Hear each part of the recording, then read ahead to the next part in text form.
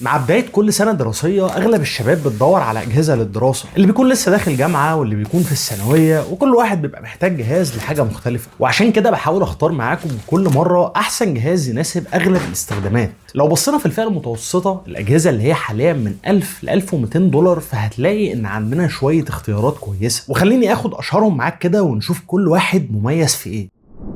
لو بصينا على حاجه زي الار او جي ستريكس جي 17 من ايسوس، فهنلاقي هنا لاب ممتاز بمواصفات كويسه وبيلد كواليتي محترم، ولكن في المقابل هتلاقي وزن تقيل وعمر بطاريه مش احسن حاجه. وللي عارفني منكم، فانا بالنسبه لي وزن وشيله الجهاز حاجه من اهم الحاجات اللي انا بركز عليها في اي لابتوب عامه. وكمان في مشكله كويل وايننج بتظهر احيانا معاه، وفي ناس كتير اشتكت منها. عندنا مثلا لاب زي الفيكتور 16 من اتش بي، وده اشهر عيب معروف عنه هو الشاشه اللي الوانها تعبانه ومليانه جوستنج، طبعا تبوظ لك التجربه كلها. الليجن 5 من لينوفو يعتبر من الخيارات الممتازه برضو، بس اشهر عيوبه ان تشتيت الحراره مش بيكون احسن حاجه، وبرضه بطاريته تعتبر عمرها قليل. ولو بصينا على الديل جي 15، فمش محتاج اقول لك قد ايه خاماته رخيصه، بلاستيك بالكامل، ده غير ان وزنه تقيل وحرارته بتعلى جامد. فيما عدا ذلك بقى، كل اللابات اللي انا قلت لك عليها دي تعتبر لابات كبيره وتقيله، وزنها معدي ال 2 كيلو، وشيلتها صعبه. لو انت بتروح بيها مثلا الكليه او المدرسه، فهيبقى صعب عليك ان انت تشيل اللاب ده معاك كل مره على ظهرك. وهنا يجي اللاب اللي انا لقيته فعلا يعتبر احسن خيار في الفئه دي، ويعتبر لاب جديد نسبيا. شفت كل المشاكل اللي ذكرناها مع اللابات الثانيه، الجيجا بايت ايرو اكس 16 بيحلها كلها تقريبا. خلينا نشوف بقى بالتفصيل ايه اللي بيخليه احسن منهم. اكتر حاجه عجبتني في اللاب ده هو تصميمه وشكله. جيجا بايت بتقول ان اللاب ده موجه لصناعه المحتوى والديزاينرز، وده خلاهم يهتموا انه شكله يكون سيمبل بسيط وفي نفس الوقت رفيع وخفيف. اللي متابعني عارف ان اكبر مشكله بالنسبه لي في اللابات هي الوزن التقيل والشيله الصعبه اللي بتخلي اللاب اصلا يفقد ميزته الاساسيه اللي هي الحركه. هنا اللاب جايب وزن كيلو 900 جرام، واللي يعتبر وزن خفيف جدا بالنسبه لفئه اللابات اللي بتيجي بمواصفات زي دي. حتى الادابتور ال 150 واط اللي جاي معاه حجمه مش كبير. زي ما قلت لك، سمك اللاب قليل جدا، هتستغرب اصلا لما تمسكه في ايدك اقل من 2 سم بالظبط. ظهر اللاب من الالومنيوم، وده بيديله فخامه وشكل احسن بكتير، وفي نفس الوقت مش بيتخربش بسهوله. ممكن يكون عيبه بس ان هو بيبصم بسهوله، هتشوف عليه البصمات ومحتاج كل شويه تمسحه. عليه شعار جيجا بايت من الجنب كده، ومن تحت برضو قاعده اللاب عباره عن معدن فيها فتحات لدخول الهواء، ولو بصيت من الجناب وورا فهتلاقي عندك فتحات الخروج. طبعا اللاب ده جايب مروحتين تبريد زي التصميم المنتشر في كل اللابات. الشاشه هنا ممسوكه على مفصلتين قويين واحساسهم حلو، ولكن مش بيتفتح 180 درجه. الجزء الداخلي من اللاب كله بلاستيك، وده مفهوم علشان يقلل الوزن، وفي نفس الوقت ما تحسش بالحراره وانت حاطط ايدك على الجهاز. وزي ما اكيد خدت بالك، فانت عندك هنا تاتش باد كبيره واستخدامها مريح جدا. طبعا دي حاجه من الحاجات الاساسيه اللي لازم تبقى موجوده في اي لاب من وجهه نظري، مش بس لاب موجه للديزاينرز او الناس اللي بتشتغل. بس حاجه من الحاجات اللي ما عجبتنيش هنا هي ترتيب المخارج والمداخل. عندك من الشمال مدخل الباور اللي معمول بتصميم مش مفهوم، يعني كان المفروض الكابل يكون واخد كيرف او واخد تانية، واخد زاويه قايمه علشان ما يبقاش بارز كده ويبقى سهل ان انت تخبط فيه. وعندك مدخل ايثرنت والاتش دي ام اي ويو اس بي اي 3.2 ويو اس بي سي 4 بيدعم نقل الصوره والباور ديليفري. من الجنب الثاني عندك 2 يو اس بي اي، واحد فيهم 3.2 والثاني عادي 2.0، واوديو جاك 3.5 مللي. وانت موصل اي حاجه على اليمين هيكون صعب استخدام الماوس، لان الكابلات ممكن تضايقك، خصوصا اننا الفتره الاخيره بقينا بنشوف لابات كتير بتحط المداخل ورا، فدي نقطه كانت ممكن تكون احسن. الكيبورد هنا بتنور ار جي بي على زون واحد، وتقدر تغير الاضاءات بتاعتها من خلال السوفت وير. احساس الكيبورد لذيذ وملهاش صوت، وكمان الزراير كبيره وكانت سهله في الكتابه. الحاجه الوحيده بس اللي كانت غريبه بالنسبه لي ان زرار الباور هنا مش بينور، فكنت ساعات بدوس عليه واستنى الجهاز يشتغل ومبقاش عارف هل الجهاز اشتغل ولا لا، وساعتها بضطر ابص على اللمبات اللي موجوده على جنب الجهاز. بالمناسبه الفتحات اللي فوق دي مش فتحات للسماعات، السماعات هنا موجوده من تحت وصوتها كويس، بس اعتقد اللي فوق دي مجرد فتحات تهويه ومعموله للشكل. واحد من اكتر الحاجات اللي شدتني هنا هي سوفت وير جيجا بايت الجديد الجي ميت. الواجهه بتاعته مختصره وسهله، بيديلك بروفايلات جاهزه تقدر تختار ما بينهم. انا كنت طول الوقت شغال على الجيمنج مود علشان بيديني افضل اداء بصوت مراوح معقول، ولكن لما جيت اعمل التست طبعا كنت مشغله على التربو. عندك جزئيه كامله هنا تقدر تحدد فيها طريقه تعامل الجهاز مع الطاقه اثناء التوصيل بالكابل او على البطاريه، وده حاجه بتسهل عليك الدنيا بدل ما كل مره تقعد تعمل الاعدادات بتاعه الطاقه، كل مره تستخدم الجهاز بالكابل او من غير. وطبعا تقدر تختار عايز الكارت الخارجي شغال ولا لا، علشان عندك هنا الماكس سويتش. ولكن الاوبشن اللي موجود عندك من جوه السوفت وير مش دايما بيشتغل معاك من اول مره، ساعات بتضطر تفتح البايوس وتختار ان انت تشتغل على الكارت الخارجي بس. كمان اكيد تقدر تتحكم في الوان الاضاءه بتاعه الكيبورد من هنا.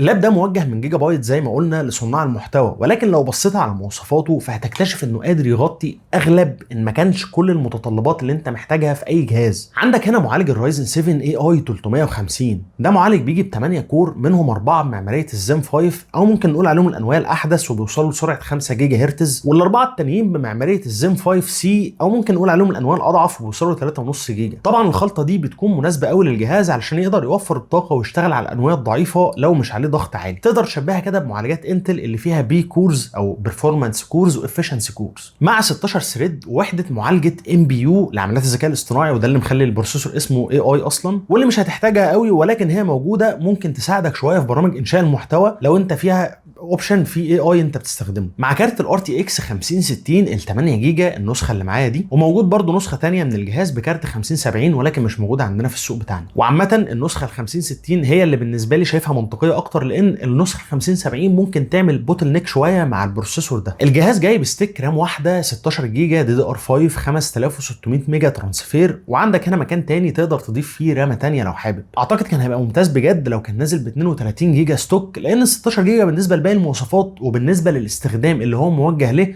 يعتبر مش كفايه خالص. بالمناسبه الجهاز بيدعم لحد 64 جيجا، يعني تقدر تشيل الرامه اللي موجوده ل 16 وتركب 2 في 32. عندك سلوتين للام دوت 2 الاثنين جيم 4، وعندك اس اس دي بمساحه 1 تيرا، والسلوت الثاني فاضي تقدر تركب عليه هارد تاني. فبالنسبه لجزئيه قابليه التطوير لللاب من ناحيه الرامات والهاردات فاللاب يعتبر كويس، عندك مكان زياده في كل حاجه. سرعات الاس اس دي بالنسبه لي كانت مقبوله خالص، وخصوصا انه نازل ب1 تيرا وعندك مكان تاني زي ما قلت لك، فدي حاجه كويسه. بطاريه الجهاز 76 واط اور مع شاحن 150 واط، وعندك امكانيه انك تشحنه من اليو اس بي سي، ودي برضو ميزه قويه بتنجزك وبتنقذك لو انت في مكان مش معاك الشاحن.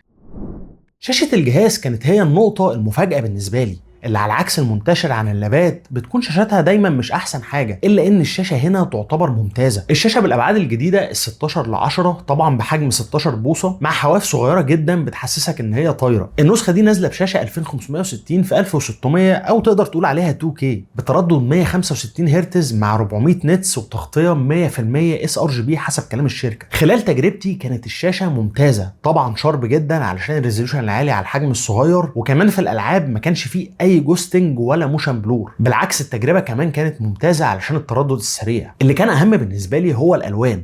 الوان الشاشه دي تعتبر كويسه قوي ومظبوطه ومش مبالغ فيها، وتجربه مشاهده المحتوى اجمالا على الجهاز مع الصوت كانت كويسه برضه. ولو لاحظت هتلاقي عندك فوق الشاشه شويه سنسورات مع الكاميرا، وده علشان عندك هنا فيس انلوك ودي اضافه لذيذه.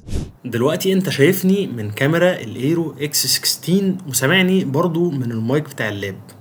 انا قاعد في نفس اضاءه الاستوديو اللي انا بصور فيها، لا تعتبر اضاءه كويسه نوعا ما، واللي انا شايفه قدامي ان الكاميرا جودتها يعني مقبوله. يعني بيبقى فيه كاميرات وحشه قوي، دي انا شايفها كويسه. مش عارف بقى الصوت هيطلع عامل ازاي، انت اللي سامعني، انا قاعد في اوضه مقفوله مفيش غير صوت التكييف، فانت المفروض تبقى سامعني كده كويس. طبعا ما تستناش من اي كاميرا لابتوب كتير، انت ممكن بسهوله توصل موبايلك وتستخدمه، واكيد كاميرته هتكون احسن بمراحل.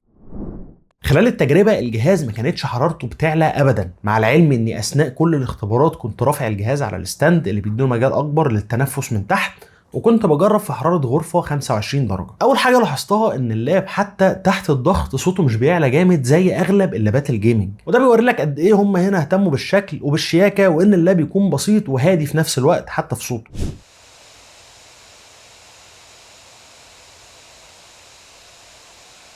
تحت اعلى ضغط على البروسيسور كانت متوسط الحراره ما بين 67 ل 70 درجه، واعلى درجه حراره وصلت لها كانت 77 78 على سحب 69 واط، ودي تعتبر ارقام كويسه، خصوصا ان الصوت مش بيعلى لو انت سايبه على الوضع الديفولت، ولكن انا زي ما قلت لك كنت عامله على التربو مود. لما جربت شغل المونتاج عليه كانت التجربه كويسه قوي، خصوصا ان الوان الشاشه مظبوطه. الجهاز بيأدي كويس حتى على فوتج 4K وافكتات كتير. على الالعاب كانت الارقام بالنسبه لي فوق الممتازه. كل الالعاب اللي انت شايفها التست بتاعها كان على الالترا سيتنجز او الفيري هاي لو هي اخرها فيري هاي، ولو موجود الدي ال اس كنت بشغله على البرفورمانس مود، نظرا لان احنا هنا كده كده شغالين على 2K على شاشه صغيره فعمرك ما هتشوف اي بكسله او اي مشاكل في الصوره. وطبعا لو موجود الري تريسنج كنت بشغله، ولو موجود برضو الفريم جنريشن كنت بشغله. زي ما انت شايف متوسط فريمات الالعاب على كل اللعب تعتبر هاي ريفريش ريت، كلها معديه ال 100 فريم، الا العاب بسيطه قوي اللي هي تعتبر العاب تريبل اي، وانت واخد برضو ارقام كويسه 80 و90 فريم، فما عندكش اي مشكله. طبعا كل ده على ريزوليوشن الشاشه زي ما قلت لك اللي هو ال 2K. اهم حاجه بالنسبه لي بيبقى ال 1% لو، اللي هو هنا ما كانش قليل، وده بيوري لك ان مفيش هنا اي بوتل نيك ولا الحراره عامله مشاكل. تجربه اللعب سلسه وكويسه، حتى لما الفريمات بتنزل بيكون عندك برضو رقم كويس. برضو سجلت لك الارقام على سينا بنش علشان لو حابب تقارن البروسيسور ده ببروسيسورات تانية تكون شايف ايه الاداء بتاعه على السنجل كور والمالتي كور على سينا بنش 2024.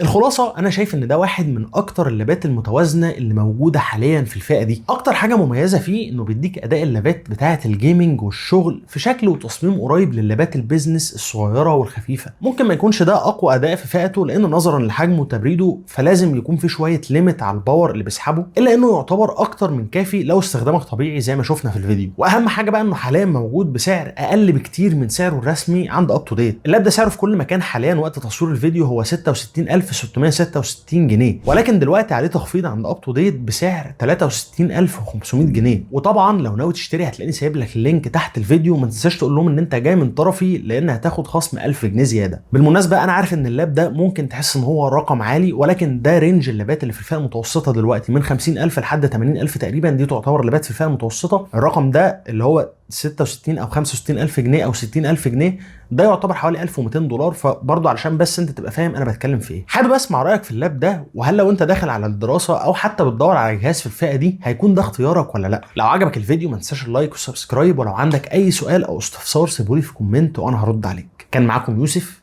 اشوف الشكر على خير، مع السلامه.